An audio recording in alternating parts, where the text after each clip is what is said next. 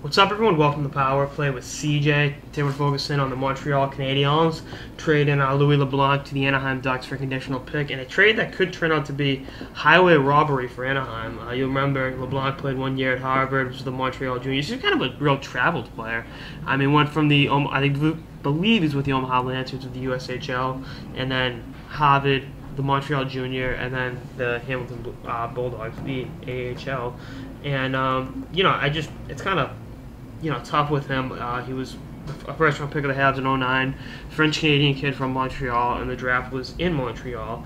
And, he really set the kid up. I don't want to say set the kid up to fail, but, there were some really big expectations, and, he just really, I don't want to say, didn't deliver to the expectations he was expected to. Only had 28 points in 70 games in the AHL with Hamilton this year.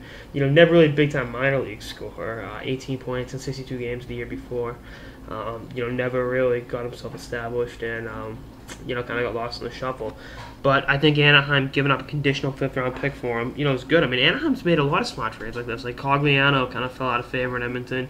He's turning to be a very, very good, productive third-line penalty killer, 20-goal guy.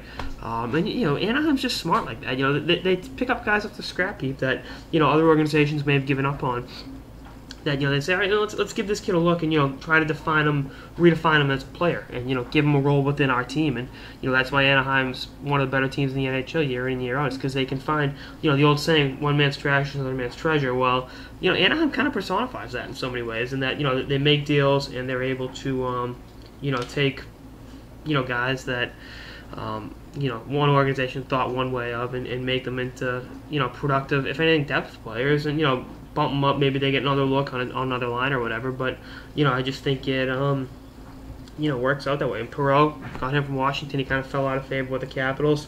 I'm just kind of scrolling through here, guys on their roster that other teams really didn't give a chance. I mean, and the counter argument is them with Peter Holland, but both 2009 first-round picks, no less. But we'll see what happens with the change of scenery, and if Anaheim gives him a chance to make it on the third line, maybe he makes it out of camp and ends up playing with Perry and Getzlaff. They play together as a third wheel. What happens. And I think that's going to be a definite benefit to both him and the Ducks. And again, you can't discredit what the Anaheim Ducks do year in and year out. And again, I kind of wish the situation went different for LeBlanc. I liked watching him play at Harvard. He's a really good hockey player, but change of scenery should benefit all three parties involved. But we'll see what happens. Anyway, that's all I got in this episode of the Power Play with CJ. It's on a prospect profile on the Montreal Canadiens trading Louis Leblanc to the Anaheim Ducks.